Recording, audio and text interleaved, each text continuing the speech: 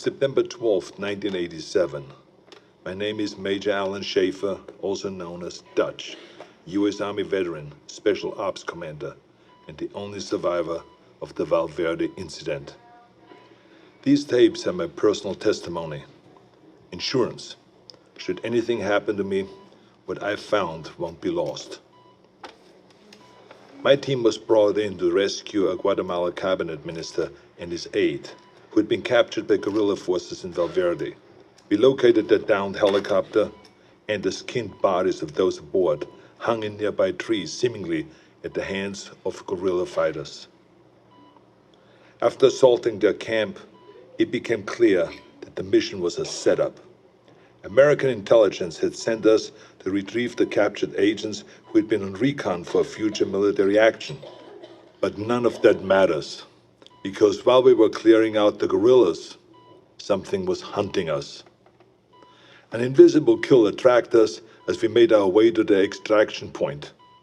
In 24 hours, it wiped out my entire team. Rick Hawkins, Blaine Cooper, Mac Elliott, Billy Soul, Jorge Ramirez, and Al Dillon, the best soldiers I've ever known. Men I trusted with my life were butchered like animals. It was a nightmare. We walked in with guns, but it had perfect camouflage, advanced weaponry, and could see heat. It was strong and smart, a pitiless hunter. I waited, I watched, and when I understood it, when I saw how it hunted, I killed it. As it lay dying, in a final fuck you, it activated an explosive device. I barely escaped that blast. My radiation sickness and the crater of the explosion are the only evidence it ever was here. I've given my official statement to Agent Peter Keyes of the OWLF, but it's become clear I needed to investigate Valverde myself. Keyes was thorough, but he asked all the wrong questions. I mean, we have proof of alien life, but that life sees us as game. It's an alien whose first contact with humanity was to hunt us for sport. All Keyes cared about was the technology lost in the explosion. He can see the jungle for the trees. I see the threat. He sees the opportunity. Spies are all the same. I mean, we aren't people to them. We are assets. How many soldiers will he feed to those monsters just for a chance to steal from them or to learn from them? The government can't be trusted. So I will have to do this on my own. I'm cutting my treatment short and going off the grid.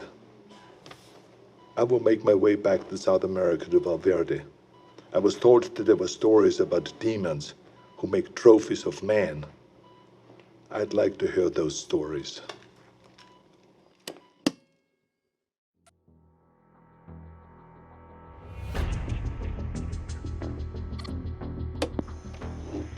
April 8th, 1991. I'm not dead yet.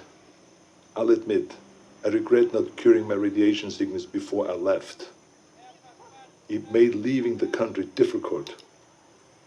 I cashed in a few favors, took one too many off-the-book flights in rusted-out buckets, but I made it back to Valverde.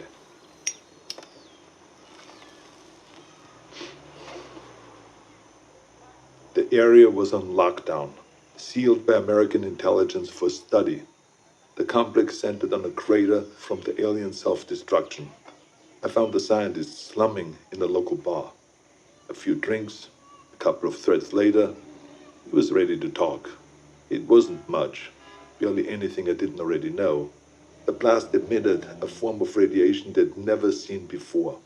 Some believed it was extraterrestrial, some didn't. Either they're not too bright, or there's nothing to find. I decided to let them keep searching in vain. It kept them busy and off my trail.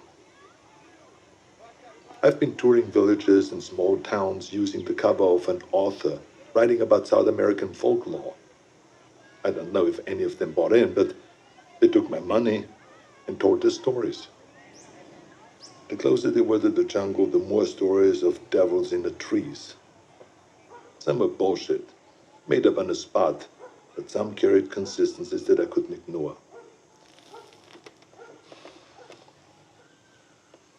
Whatever it was, the demons who make trophies of man, the devourer of the trees, or the skull taker, the stories always began on the hottest summer that they could remember. In the summer of 1987, Valverde nearly broke its all-time high in temperatures. They love the heat. It must remind them of home. Everything else confirmed the truth of the stories. Proud warriors skinned and hanged, skulls and spines ripped from their bodies. Maybe it was obvious from the beginning, but it wasn't until I heard the stories that I truly accepted the purpose of these mutilations. I mean, they're taking trophies. They travel impassable distances to hunt us, skin us, and mount us over some alien fireplace on another world. It would be disgusting if it weren't so familiar. Where do I go now? It's been on my mind all year. The takeaway from all this intel is that they've been doing this for decades, centuries maybe. They're coming back, and I need to be there when they do.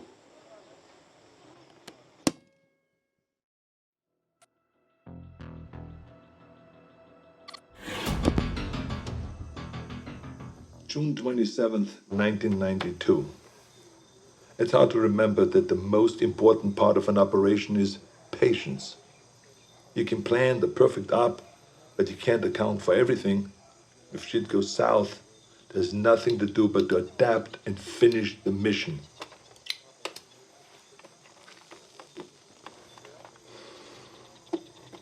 Sometimes you just get lucky. I was in the dock, 10 clicks downriver from the Valverde border, figuring out my next move. I was ready to pack it in. I thought that I learned everything that I could, that there was nothing left for me to find. The OWLF had abandoned the detonation site a year ago, and I thought that they already shipped back to America. That's when I saw Agent Peter Keyes tie his skiff to the dock. I haven't seen Keyes since I gave my official statement to him. It was impossible, but there he was with 3 of his buddies. All agents. The clean, tidy outfits give them away all the time. They don't want to get down in the dirt, you see. That's what they pay soldiers to do. Keyes walked up, looked right at me, and shook my hand. With the radiation sickness, I've lost a lot of weight, so I thought that he maybe would not recognize me, but then he greeted me like we were old pals. Keyes is a good spy, saying nothing, implying everything. We spent the next few hours trading war stories at the bar. If you had heard us, you would never have suspected we were trading intel on an alien manhunter. His cover was that they have been looking for a serial killer, a sadist who has been operating in the area for years, hunting people like animals and then skinning them alive. Keyes wanted to talk about the monster, so it all came out in the cover story. In many ways, they were just a few steps behind, surveying villages for information, locating witnesses. He did confirm one thing that I only considered. He told me how the killer chose his victims. They were always armed. A rifle, a pistol, a knife in the boot. He wasn't taking kids or random villages. He wanted a challenge. Whatever it was a hunter. And it killed for sport. I wish they were here for a military action, recon for an invasion. But the truth was so much worse. We are prey, animals, fit only to be hunted. Keyes and his buddies paid the tab and mine, but before he left, he winked at me and he said, "Stay out of the jungle. That's where he gets you." I tracked Keyes and his team for weeks, but they didn't learn anything new. Maybe they knew that I was there, maybe they didn't, I don't know. I've risked enough for now. I think it's time to disappear. Keep my ear to the ground. Be patient.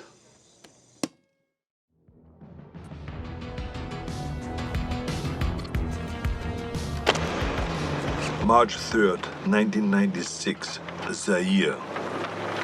I thought I could wait. I thought that I could hold back and make my move at the right time. I couldn't. Fuck. I had to find them. I needed to hunt it or let it hunt me.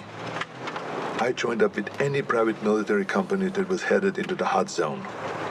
I pulled every string, cashed out every favor just to follow the sweat and the death that attracted the demon. I eventually put together a team myself. Lost soldiers and haunted men, willing to fight and to die wherever I led them. They thought that I was a legend, and I let them believe that. I'm quiet and good in what I do. They needed them to see me as a legend, so that they could take them to die in a sweltering jungle. We went on more missions than I can remember. We didn't fire until we were fired at. They thought that it was my code. It wasn't. I was waiting and watching. Our last mission was an evac up in the Congo.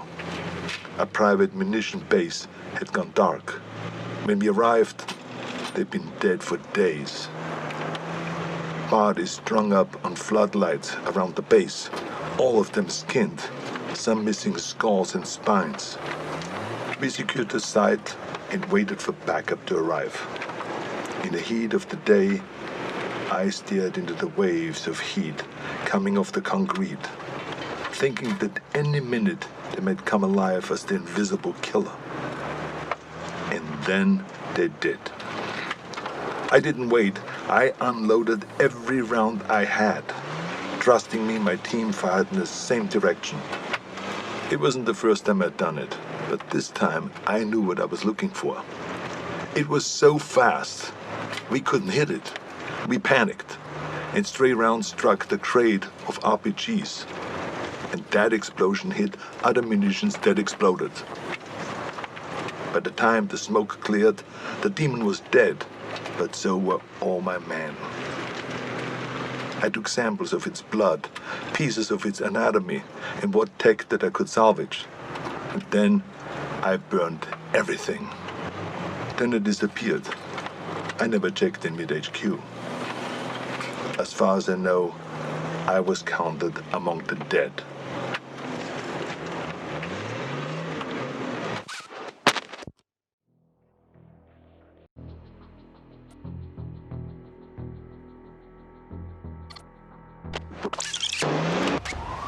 October 12, 1997, Los Angeles.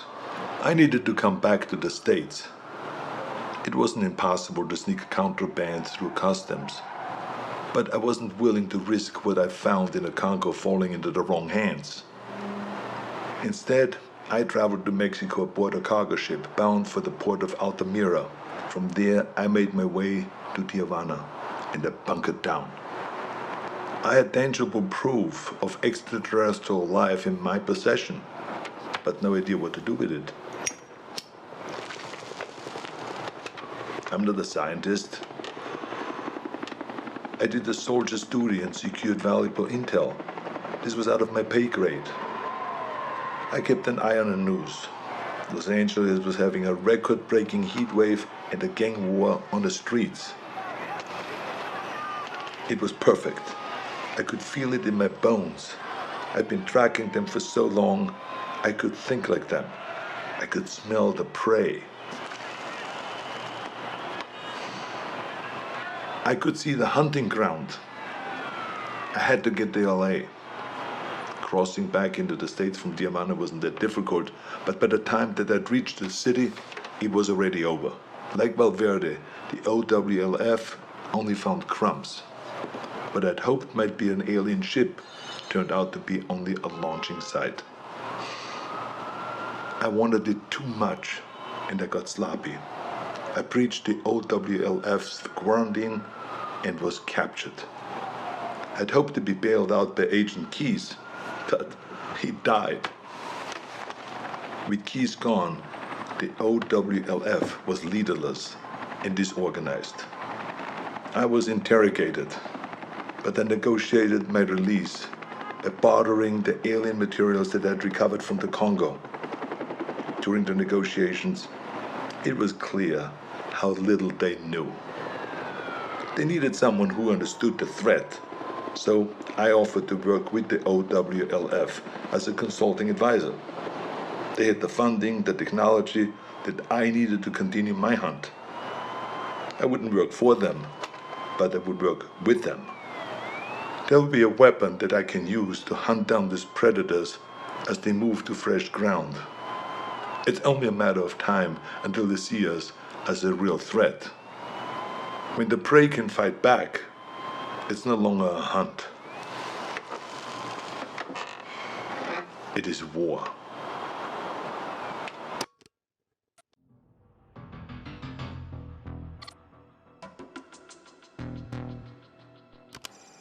March 3rd, 2008. We've gotten good at killing predators. Every time we find one, we come back with more tech, more research, and the OWLF's funding goes up. Together, we have gotten stronger and more efficient. For a time, the aliens were surprisingly predictable. They had no idea that we knew so much about them. But that began to change. They sent better hunters every time. They're beginning to see us as a threat. Or we've become a more worthy prize. Maybe both.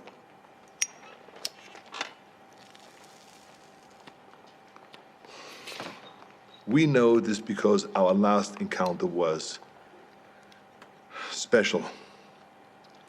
We weren't certain if they had any gender to speak of, but that changed when we came into contact with the female. She was smarter and deadlier. She didn't fuck around like the males did. She was direct, ruthless, and skilled. I was in Laos when we first came into contact with her. It was Valverde all over again. Her ambush wiped out my entire team. Only this time, she got me. In a small village, I lost track of her, just long enough for her to pin me with a razor net. Pinned against the wall, razors cutting into my face. I've been fighting for so long, I was ready to die. I should be dead. Instead of making the kill, she cloaked and vanished into the jungle. The net relaxed, and I escaped with my life, and a scar to remember her by. She spared me, only me, like she knew who I was. I returned to the exfil, my first failed mission in a long time. Are we going about this wrong? I mean, we've learned so much, but in doing so, have we made ourselves a bigger target? I can't stop thinking about something Napoleon said. You must not fight too often with one enemy, or you will teach them all your art of war. I started this believing that we were learning how to hunt them, or maybe she let me live to just be hunted another day. We were teaching them how to hunt us.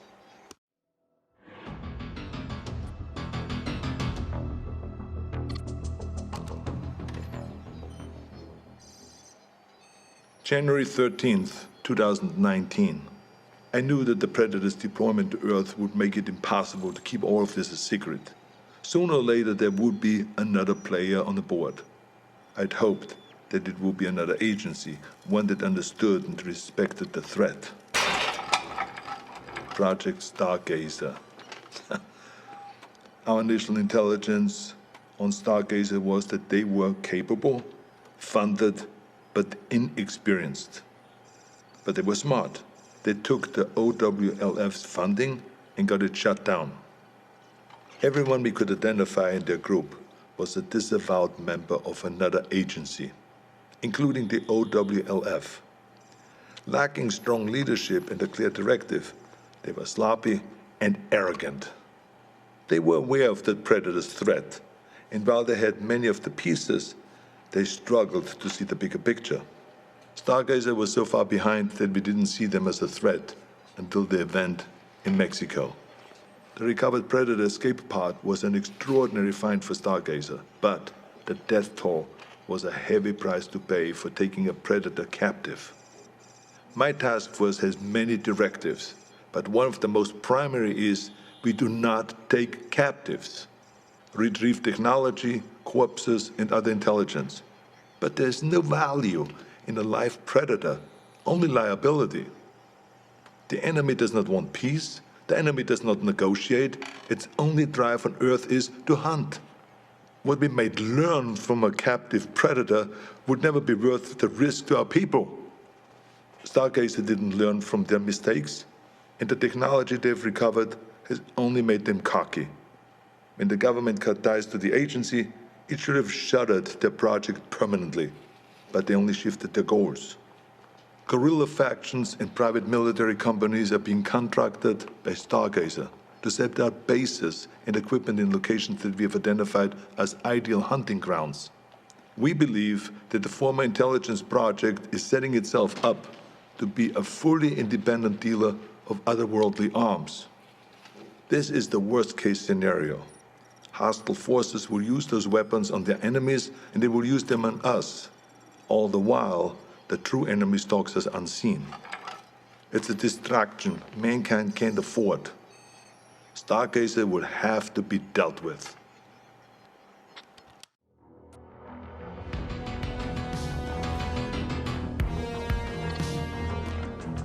2025. It's hard to believe that I'm still here recording this.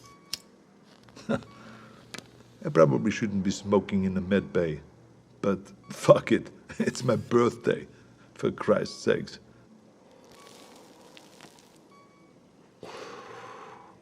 I turned 78 today, but I'm out there hunting. I should be retired. I should be doing anything but this. My life shouldn't be possible. But the very thing that I hunt, that hunts me, is what's keeping me alive. As we began to understand the predator's technology, we started to use it. A fight with a predator female went bad and I was critically wounded. Dying, I agreed to experimentation. It worked. It worked so well that the cells in my body stopped aging. Pushing 80 now, I'm fighting like a man in his 40s. It's not the only experiment that I've been part of. I'm deadlier now than I was in Valverde. The OWLF has been fully reinstated. It's grown larger than ever before. We saved John Keyes from Stargazer. His father was Peter Keyes. I suppose you could say that he was a very dear acquaintance. His son is a gifted scientist. I worry about the future. The Earth is seeing unprecedented rise in heat and war. As the climate changes and the temperatures go up, more and more countries are becoming hunting grounds. We have killed so many of their kind, but they only send more. The number of events that we have witnessed has increased threefold in 10 years. We have made an impression on them, but not like we had hoped. We wanted to show them that we weren't prey, to deter them from ever sending another hunter to our world. We sent a warning, but they took it as a challenge. I fear we have made things worse. If the predators ever decide that we've grown too bold, I have no doubt that they could burn the Earth and all of humanity with it. My only hope is that while they waste their time on sport, we can rise up together and stand against them as a species. Until then, we keep moving, we keep hunting, and we keep our eyes open.